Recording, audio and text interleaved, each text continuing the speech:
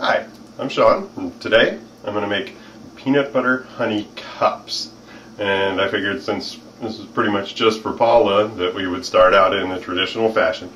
And you have to take a stick of butter and you just put that in there and get it melting. It's always step one when you're cooking for Paula.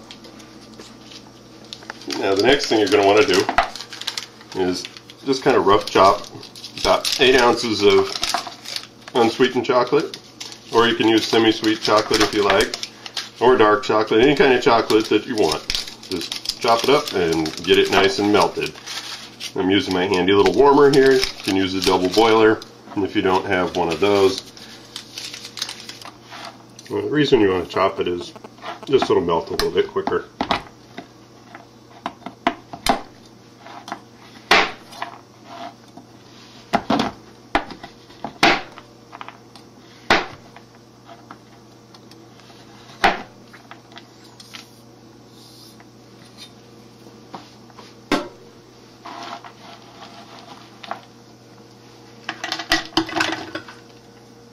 Okay, while you're waiting for your chocolate to melt to make your shells, you can start in on the filling. I usually use about maybe a cup of peanut butter. Any kind will do. You can use chunky if you want. I prefer the creamy variety. And I put in about 3 tablespoons worth of honey.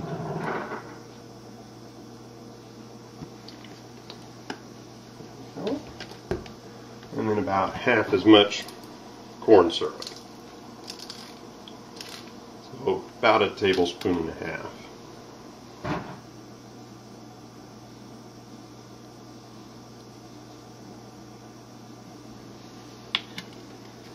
And then mix that up.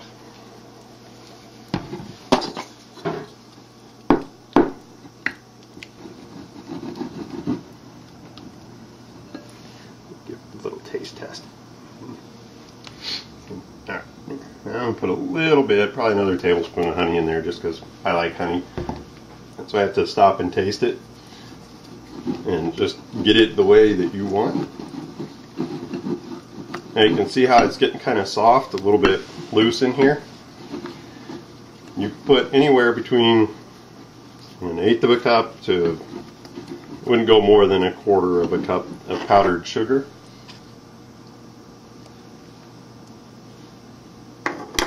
And the powdered sugar is just going to give it that sort of candy filling texture, and it's going to make it into, as you can see, almost a dough that you can work with. It just makes it easier to work with when you're filling the candies.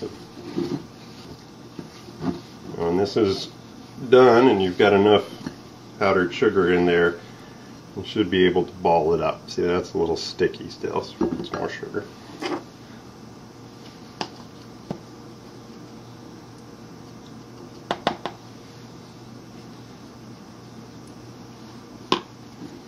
So that's a total of 1/4 of a cup in this batch. Different peanut butters have different consistencies. Chunky peanut butter is going to be a little bit different. As you saw, I put a little extra honey.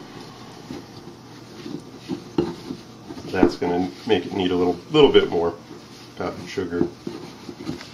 That's better.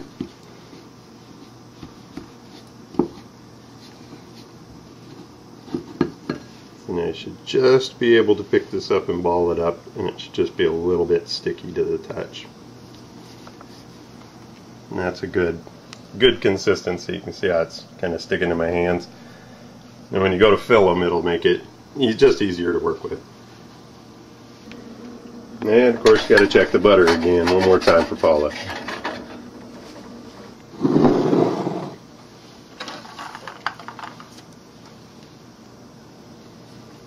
Okay, once your chocolate is melted, you take your mold. I use the little cups. You can use the bars. You can use any kind that you want that'll actually hold the chocolate in there.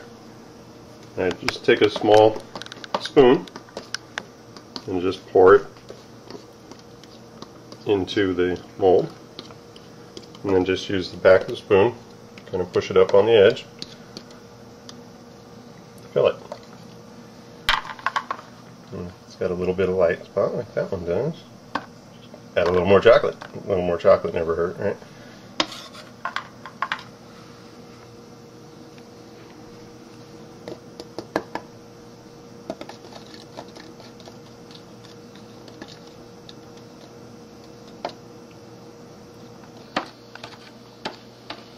Alright, when you get these finished up, filled in just the way you want, you can just stick them right in the refrigerator for a few minutes and they will set up for you.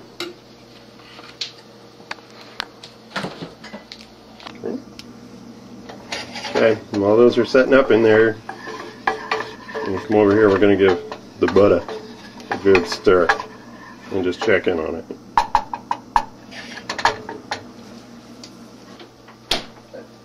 Once they've had about 10 minutes or so to chill, they'll set and they're going to look like this. You can just take a little bit, probably about a teaspoon, and just kind of start working with it and just fill it in. Just push it right down in the bottom. Now you want to leave yourself probably about 1/8 of an inch between the filling and the top edge, because we're going to fill that in with chocolate. With more chocolate.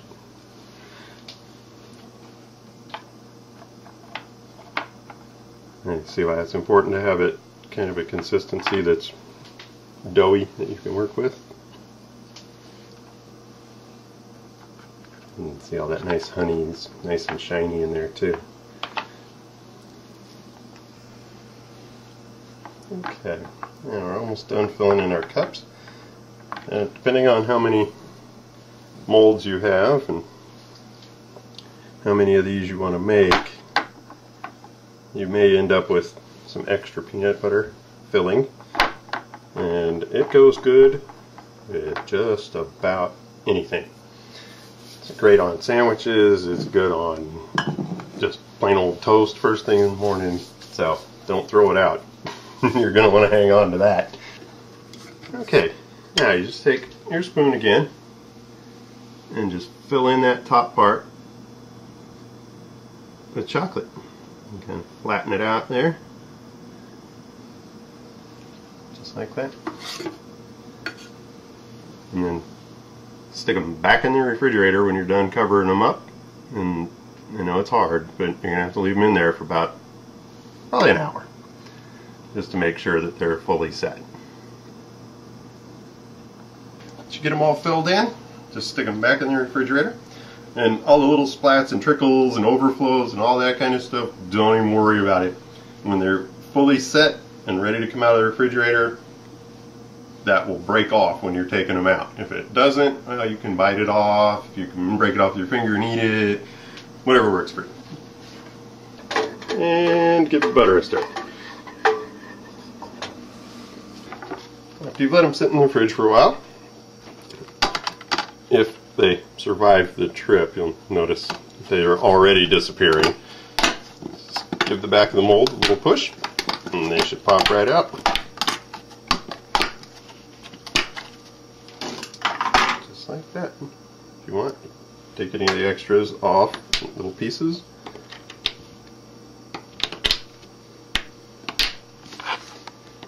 Everybody in this house has their own opinion about what kind of chocolate, how much chocolate versus peanut butter, how much honey is in the peanut butter and everything else.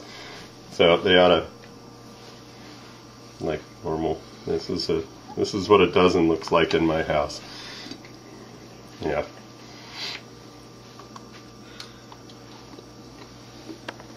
But you can adjust the recipe to your tastes.